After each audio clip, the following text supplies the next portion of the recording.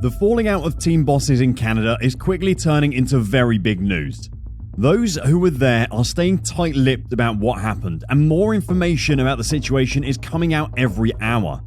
What we do know is that the team bosses had a very big argument during the meeting in Montreal, and Toto Wolff lost his cool. No one has accused Mercedes of colluding with the FIA yet, but they have come incredibly close. Stick with us so we can get you up to date on everything that's happened. If you don't know what's been going on by now, then where have you been for the last 5 days? Just in case you've been in a coma, let's get you filled in on what's been happening, and then we'll bring you all the reaction and updates. This all started way back at the start of the season, when porpoising was the new hot thing in Formula 1. Mercedes have struggled with it since the pre-season testing sessions and have really struggled to get to grips with the phenomena. Their car has been bouncing far more than others, but in Barcelona in round 6, they claimed the problem was solved and the data backed that up as well. But in Monaco, the accelerometers fitted to all F1 cars showed that the Mercedes was bouncing again, and in Baku it definitely was. To be fair to Mercedes, both instances could have been blamed on the track surface, but Mercedes chose to blame it on the technical regulations instead. It wasn't porpoising anymore though. They were just bouncing off the track surface because of how low they were running their car and how stiff the suspension was. They weren't the only ones either. Most of the grid suffered in one way or another in Azerbaijan. But Mercedes' complaints seemed to be finally heard, and the FIA decided to step in before Montreal to put an end to the bouncing. A technical directive released on the Thursday before Montreal said that the FIA would be punishing teams that were bouncing too much. It also said that the teams would be able to add an additional stay, basically a wire that stops your floor from flexing to help with the problem. The punishments for bouncing weren't going to be introduced until later in the season, and the assumption was that the new stay would wait until then as well. Well, on Friday, Mercedes turned up with a new stay fitted to their car, and this is when things started to kick off. The team bosses weren't happy that Mercedes managed to fit this new part instantly. Before we get to their reactions to Mercedes fitting the new stay, let's hear what they had to say about the rule allowing the new stay. Christian Horner said, "What was particularly disappointing was the second stay because that has to be discussed in a technical forum, and that is overtly biased to sorting one team's problems out, which were the only team that turned up here with it in advance of the TD, so work that one out." The part about the technical forum is really important. For changes to the car regulations to be made, normally the plan would go to a technical forum for discussion before it was sent to the teams for approval, and then the World Motorsports Council who rubber stamp it and say it's legal. Well, this didn't happen this time. Mattia Binotto explained, "For us, the technical directive is not applicable. We have also explained this to the FIA. A technical directive is usually there to provide clarifications regarding existing rules. A technical directive is not there to change the rules. If the FIA wants different rules for different reasons, they have to report it to the World Council and have them formally approved." This statement from Mattia Binotto came after the team principals meeting on Saturday, which was the real highlight of this whole story. There is more from the team bosses to cover yet, especially Otmar Safnauer and Christian Horner, but we need to give you the updated story of the principals meeting first. During the meeting, the team bosses were discussing the new FIA technical direction. Mattia Binotto shared his opinion on the new technical directive, the one we just told you. Toto Wolff didn't appreciate the point of view of the Ferrari boss and apparently angrily addressed his colleagues and accused them of irresponsible behavior. Toto reportedly said that at some point there will be a serious incident. Christian Horner then told Toto to get his own house in order. The Netflix crew were also in the meeting filming for Drive to Survive, and the Red Bull boss apparently took the opportunity to make fun of Toto's outburst. After the meeting, he was quoted as saying, "I think there was an element of theatre going on in that meeting. Maybe with Lewis's new movie coming along, he's getting a role for it." Even if you aren't looking forward to the new season of Drive to Survive, that episode is going to be unmissable.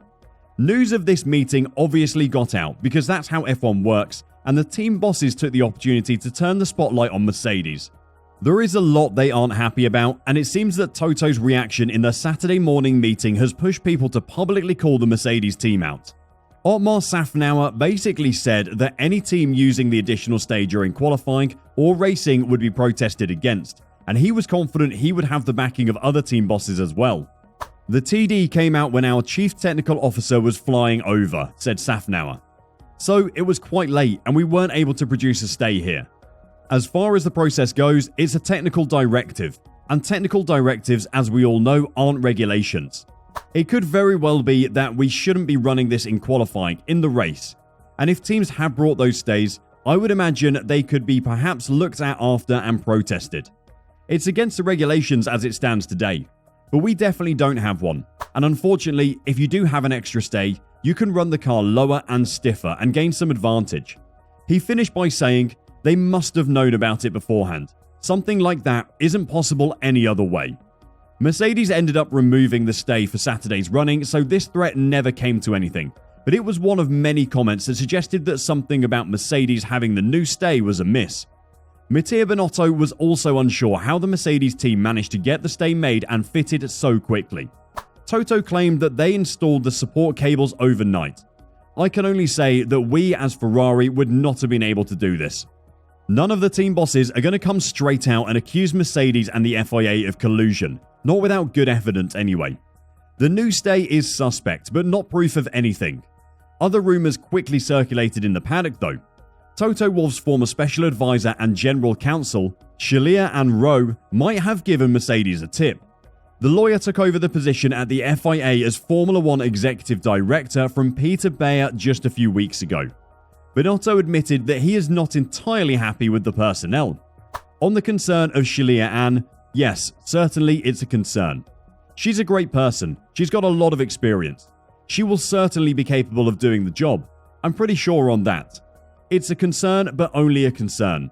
It's down to them to make sure that there will be no conflicts of interest at all, to behave properly. And it's down to the president to ensure it. I've got the trust they will do it. As Ferrari, it's a concern. I'm pretty sure that through their behaviors, through the decisions, they will prove it's a wrong concern. It is important to reiterate that no one has accused Shalia Ann or Mercedes of anything yet. There are just whispers and rumours at the moment. There's no proof that anything underhand has happened. But the team boss's questions about how Mercedes managed to make changes to their floor overnight will likely continue until Mercedes can show how they did it. The fact that Mattia and Otmar have both said it shouldn't have been possible to do is worrying. Toto Wolff has insisted that his attempts to get the FIA to change the rules have been completely genuine. He's reiterated that he only cares about the safety of the drivers. The other team principals have not been convinced though, and at this point they probably won't ever be convinced. Wolff said, "This is not one team's problem. This is a design issue of ground effect cars that needs to be tackled before we have a situation, whatever it is. And it is not by putting the cars up, because putting the cars up doesn't solve the stiffness of the inherent aerodynamic characteristics." The FIA will be meeting with the teams before the Grand Prix weekend at Silverstone to discuss the change and address the concerns of the team bosses. Until that happens, we might not hear any more on this unfortunately, barring an announcement from the FIA. The overall feeling in the media though is that this is still a Mercedes problem, and the solution for Mercedes should not affect the other teams. Teams have made compromises to solve the bouncing. In Alpine's case, they added weight to the floor to reinforce it, and they won't be happy if Mercedes are able to make changes to solve their issues that weren't available to the other teams when they solved them.